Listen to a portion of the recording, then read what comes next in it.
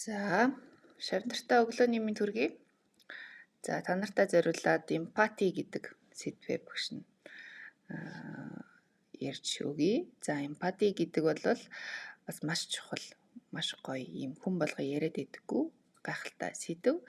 За, тэгээд тэгэхээр энэ эмпати ямар учиртай вэ гэхээр бидний одоо энэ Power Girl номны маань POWER гэдэг ийм 5 бүлэгтэй. Тэрний маань та нар хэрвээ эндээс харах юм бол 4-р бүлэг нь эмпати гэд байж байгаа. Тэгэхээр энэ эмпати гэж юу вэ? За, энэ тухай дэлгэрүүлэн ярилцгаая. За, тайлбар бичгээс эмпати гэдэг үгийг харвал the ability to understand and share the feelings of another гэж байгаа байхгүй юу?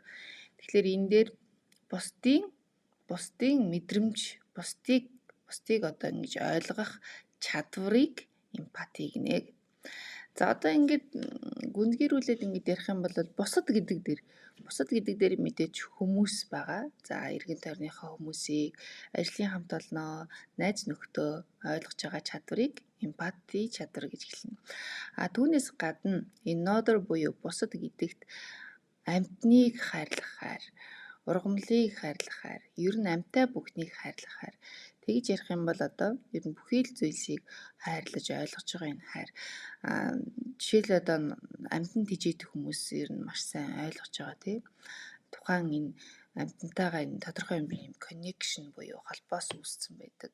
Амьтан хүртэл өөрийнхөө эзнийг маш гоё ингэж хайрладаг тийм. За ингээд яг эмпати чадварыг яг хүмүүсийн хоорондын харилцаан дээр авч үзэх юм бол жишээ нь зүгээр нэгнийг ойлгох гэдгээс илүү энэ гүнзгий байхгүй юу? Тухайн хүний оронд өөрийгөө тавиад тэгээд тэр мэдрэмжийг мэдрэх гэж байгаа.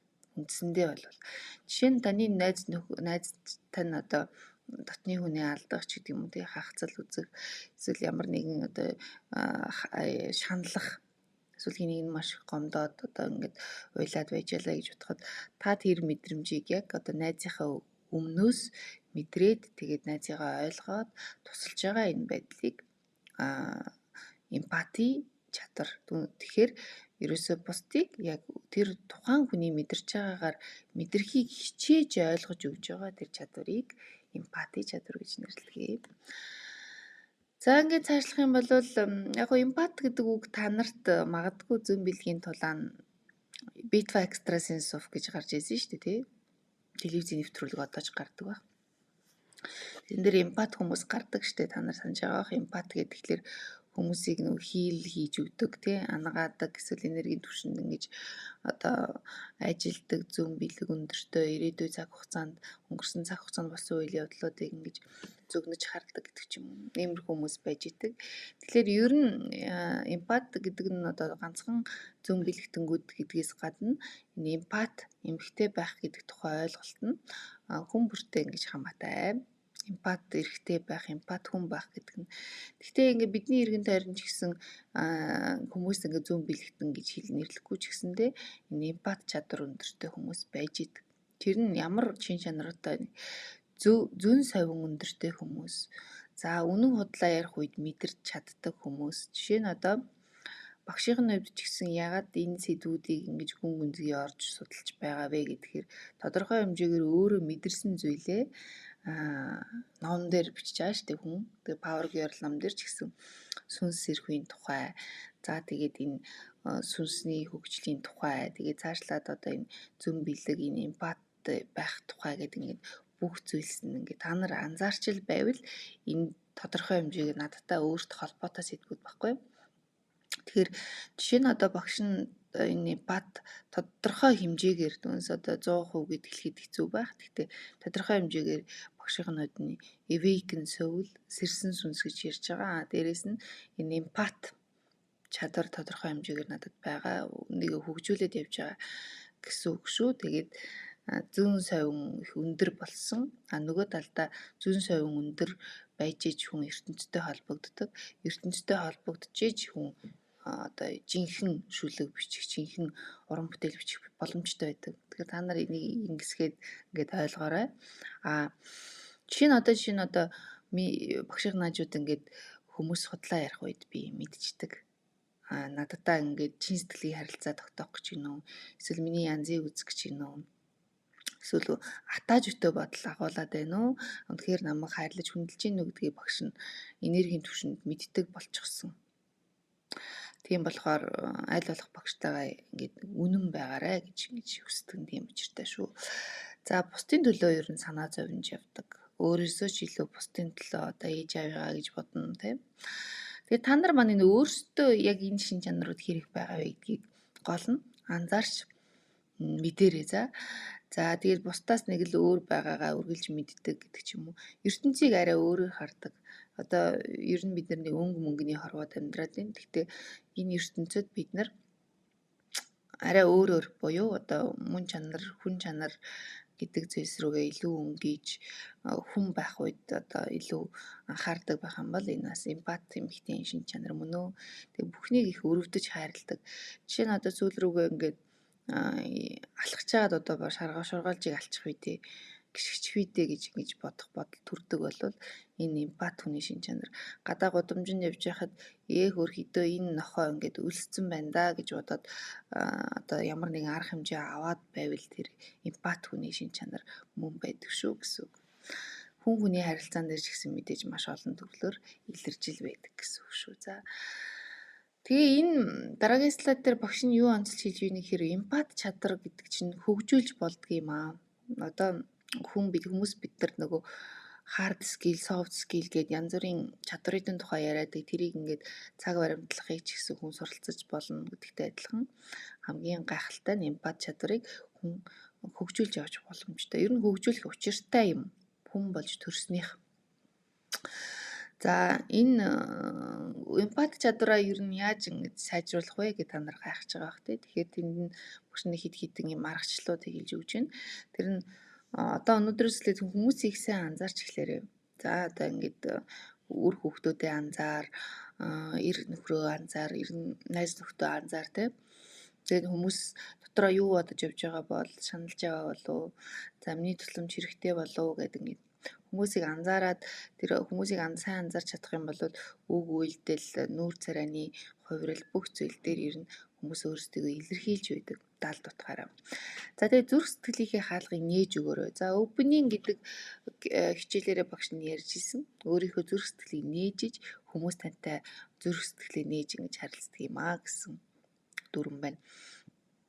Тэгээ хамгийн гол нь өөрийгөө бусдын оронд тавьж үзээрэй. Жишээ нь бид нар хүмүүсийг шүүмжлэнгүй байдаг шүү дээ. За энэ ингээд байна, тэр тэгээд байна, энэ муу хүн байна, ингэдэг тэгдэг гэл тээ. Тэгээ яг тухайн хүний амьдарч байгаа нөхцөл байдалд та байсан бол бас яах байсан болоо гэд нэг удаа ч гэсэн бас бусдын оронд өөрийгөө тавьж тэр хүний мэдрхийг хичээж оролдох юм бол та яваандаа хүмүүсийг шүүмжлэхэ болчдөг. Тэгээ энэ хоёрдугаар игнэн дээр байгаа эмпат чадварыг эзэмшснээрээ таны амьдрал ямар гайхамшигтай өөрчлөлт бий болдго юм бэ гэдгийг багш нь ингэж харж байгаа. Хүмүүсийг шүүмжлэхээс илүү ойлгодог болно. За хамгийн гол нь ингээд үр хүүхдүүдээ хань ижлээ эргэн тойронд байгаа хүмүүсээ сайхан сонсож сурна. За тэгээд хүмүүст та туслаад хүмүүсийн зүрх сэтгэлийн асуудлыг хуваалцаад ингээд яваад байгаа учраас аяндаа таны эргэн тойрон сайн хүмүүсээр хүрээлэгдэнэ. За тэгээд ажил хэрэг ямар ч ажил хийдэг байсан бай та бид хүмүүсийн дунд амьдарч байгаа хүмүүстэй харилцдаг. Тэгээ хүмүүстэй харилцах харилцаанда та бусдыг ойлгож сурснараа энэ нь таны бүхий л шатны ажил үйлсэд яг маш гоё гүн гүнзгий юм. Одоо хувь нэмрээ оруулнаа гэсэн. За манлайлах чадвар нэмэгдэнэ. Манлайл гэдэг нь ерөөсөө нөгөө удирдна гэсэн үг биш шүү дээ. Манлайлна гэдэг нь зүгээр нөлөөлнө гэсэн үг байдаг. Тэгээд хайраар нөлөөлнө гэсэн үг. Тэгэхээр энэ эмпат чадрыг эзэмшсэн хүн аяндаа хайраар олон хүнийг ингэж хүнд нөлөөлөл үзүүлдэг.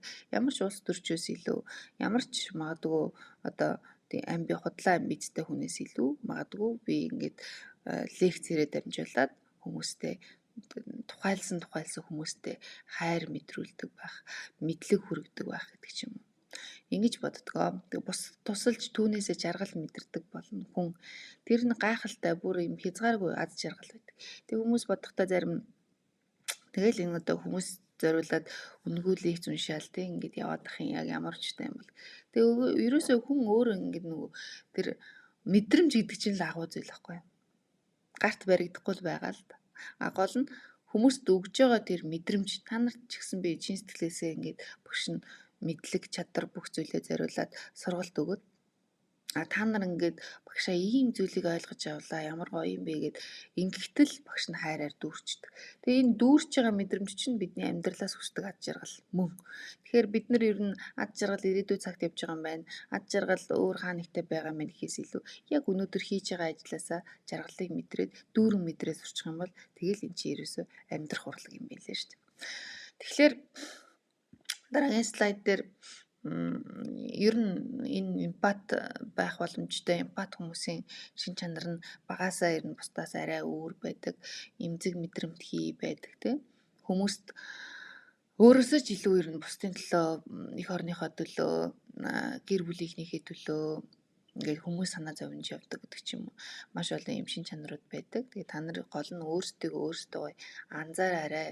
Тэгээ багш нь энэ маш олон шүлэг бичдэг л дээ. Тэгээд шүлэг гэдэг бол зүгээр нэг одоо хоёр нөгөө юу гэдэг лээ өсөг холбоол ингээд бий болчдөг зүйл биш. Шүлэг гэдэг маш юм гүн мэдрэмжээс төрдөг. Тэгээд янз бүрийн төрлийн шүлгүүд багш нь бичдэг. За амьдралын тухай, хайрын тухай, дурлалын тухай, мөн чанарын тухай. Тэгээд энэ дотор энэ шүлгээс онцлие.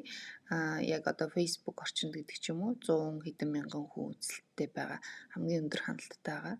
Альваа ингээд энгийн мөртлөө үнэн зүйл хүмүүст хүрдэг юм шиг санагддаг. Тэгээд энэ шүлгээ та нартай зориулаад уншия. Харамгүй өгөөд сурсан хүнд хариуг нь бурхан барьдаг байх. Зөв замаар зүтгэсэн хүний зүргийг нь засаж гэрэлтүүлдэг байх. Ачлал буян үйлдсэн хүний ачааг нь бас хөнгөлдөг байх. Гимгүй цагаан гэгийн сэтгэлтэйг гэгэрлийн зам руу хөтөлдөг байхаа. Өнөн мөрөөр гიშгэлж яваа хүнтэй үргэлж хамт оршдог байхаа гэж. Тэгэхээр энэ одоо дээд хүч буюу бурхан хүн хоёрын холбоос ингэж илэрхийлхий зорьсон. Та нартаа би бас группт авчираад шеэр хий. Та нар шүлгийг маань дахин сонсоорой. Ерөнхийдөө ингээд шүлэг, ном, уран бүтээл энэ бүх зүйл хүний амьдралын тухай байдаг. Хүн номноос шүлэгнээс гүн гүнзгий ухаарлыг авах боломжтой байдаг. Тийм болохоор миний шавнар өөрсдийнхөө энэ дотоод зүрх сэтгэлтэй юу болж байгааг анзаарч байгаарай. Өөрсдийнхөө эмпат чадварыг хөгжүүлээрэй. Ягдвал хүн гэдэг амьтан бусад амьтдаас тарих, зүрх, сүнс гурваараа илт ялгардаг. Тэгэхээр тархиа хөгжүүлж байгаа нь гайхалтай. Зүрх сэтгэлээ хөгжүүлж байгаа нь гайхалтай. Яагаад вэ гэхээр зүрх сэтгэлийн ялангуяа мэдрэмж дээр мэдрэмжийн одоо ямар нэгэн хэмжээс гэж үзье л да. Хайр гэдэг зүйл амьтан ч гэсэн үр хүүхдээ хайрлана л да. Бүгд хайрлана, халамжлана тийм ээ. Хоол ундын зөөн.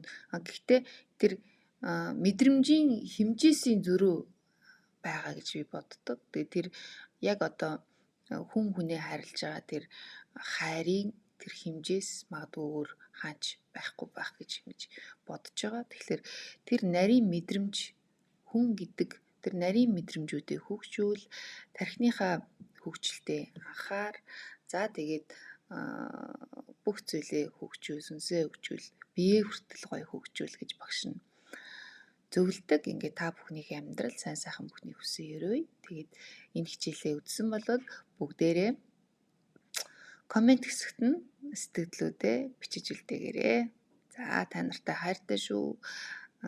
Өнөөдрийг сайхан өнгөрүүлээрэй.